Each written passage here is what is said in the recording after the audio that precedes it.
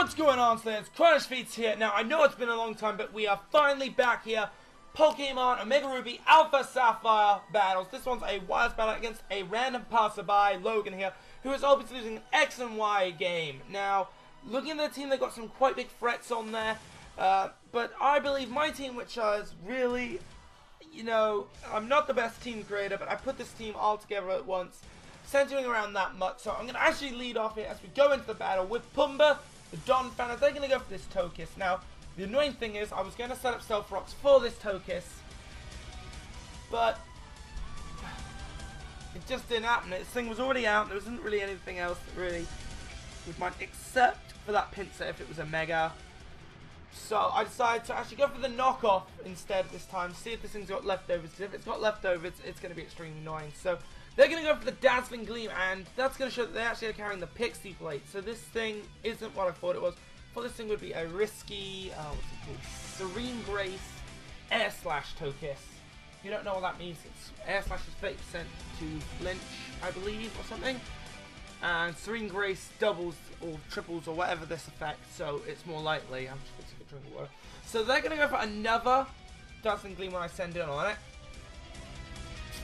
And then an Incinerate. So they're going to allow me to set up a curse here. This is the main idea of Sludge Pit, the curses. Now, I should have probably gone for a curse here, but I went too safe to play. I actually went for the Poison Jab here. This is a Poison Jab, Poison Touch Muck, so it has a high percentage of poisoning. But they're just going to go for the Fly, so in a way that was bad, so I still take some damage, but on the bright side, I know they're locked in, and this Poison Jab of the Curse Up is definitely going to be able to kill it, as you can see. Now, I've got the Black Sludge on this, as necessary, and as they go into the Pinsir, now I'm expecting this thing to Mega Evolve, because, I mean, why else would you really bring a Pinsir into a battle, other than if it was a Mega? But this thing doesn't Mega! It's... So I go for the Ice Punch, not super effective. What? I thought that would be super effective. Pinsir was a bug type, and then it Megas to be a bug flying. So I know this thing is likely going to try and hit me with a... I don't really know. I just still... It's going to hit me with a physical move, so I actually want into Pumbaa to Dead Fodder him, or set up some Stealth Rocks in case this thing wants to swap out. But they actually go for the Earthquake, then the X's. So I don't really know what this thing's playing at. I actually am so curious to find out what it is. I go for the knockoff again. Actually carrying the Heartstone. Now, why would you have a Pinsir carrying a Heartstone in a competitive battle? I really didn't understand the idea of this Pinsir. So they're going to go after the return, and that's going to do such little damage, and another knockoff is just going to knock this Pinsir out. So why that thing wasn't Mega, I have no idea. Why it was carrying the Heartstone, I have no idea. It just really confused me. So next out into the Lucario. Probably thinking I was like banded into it or something. Banded into knockoff, as I don't. It's the only move I've used so far.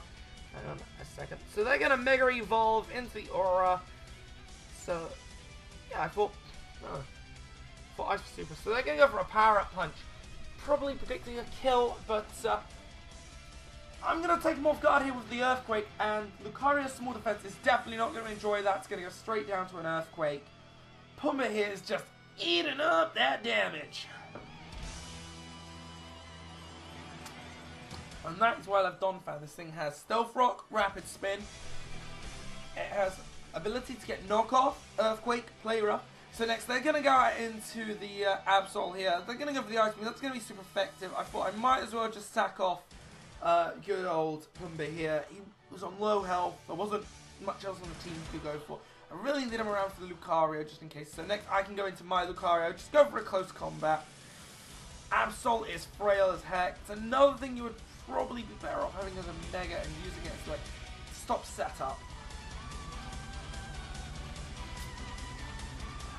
So as much as I like Absol, down he's gonna go. So this is where I play kind of stupid. I actually was gonna go for a Sword Dance close combat.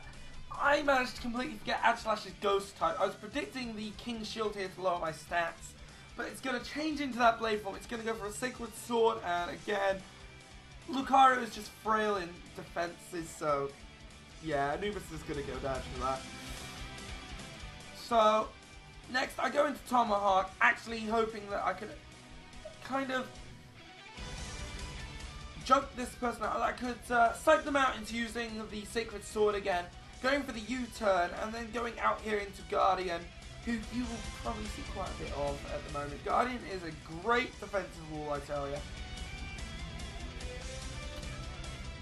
But I don't know if they predicted or not, but they're going to go for the Night Slash, and boom, there's a crit. Aerial Ace. Why they go for the Aerial Ace is a question that I ask myself, but I guess it never misses. Boom, another critical hit. 2 crits! It's 2 crits! So I'm going to set up the Calm Mind on this. This is the same one I used a long while back in my Diamond E version battle, when I used my Pokemon originally. They're going to go for another Night Slash, and luckily that's not going to crit. But I'm going to be able to get this rest off. I'm going to be able to heal up. Nothing this Agilash can do concurrently really take me out. It's going to at least have to free shot me. So,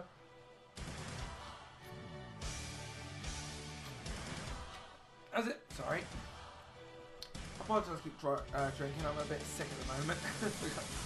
So I'm just going to start going for the Sleep Talk, hoping to get up a Dark Pulse. Going to get a second Calm Mind. Now, that's not really good. This thing's already got 1 Sword Dance up. It already probably about 2-shot me, but then, boom, here comes a second Sword Dance. This thing is now at +4, and out to 1, probably Oko me from full health. Still sleeping on the job. I go for another Sleep Talk. Sleep Rest. Luck is not looking in my favour. But this is kind of their downfall here. They actually get a bit greedy, going for a 3rd Sword Dance. This Agislash is at 3. I miscount the sleep turns, so I go for Sleep Talk when I wake up. They go for the Night Slash, and that is gonna not kill! And 1 Dark Pulse from Guardian. Will this kill? Yes, it will! That was a +6 Night Slash. Managed to miss the critical. Had that been a critical, I doubt Guardian would have survived that. So they're gonna come out into Tyranitar here. A Sandstorm is inedible. It's gonna whip up. And honestly, I want to keep this my Guardian here just in case for later, so I'm going to swap out into Nessie here. This is their final Pokemon. I could probably see a Dark move coming or something. No, it's an Ice Beam and I just eat it up. This Lapras, man, Lapras, defensive or especially defensive, it just eats it up. Thunderbolt comes in, that's probably going to do about 10% or something of his health. Hydro Pump, managed to get it. Tyranitar will not enjoy that, but it's going to live it. They're going to get buffeted. I never understood that word, buffeted. Buffeted. But now they're just going to go for a Dragon Claw. Again, just going to eat that up. Second Hydro Pump. It hits. Tyranitar's down. End of the match. Another win. Now, thank you guys for all coming and joining this battle. I hope you guys enjoyed. Don't forget to show some love if you do enjoy this kind of stuff. I will see you next time. This is Crona, signing out.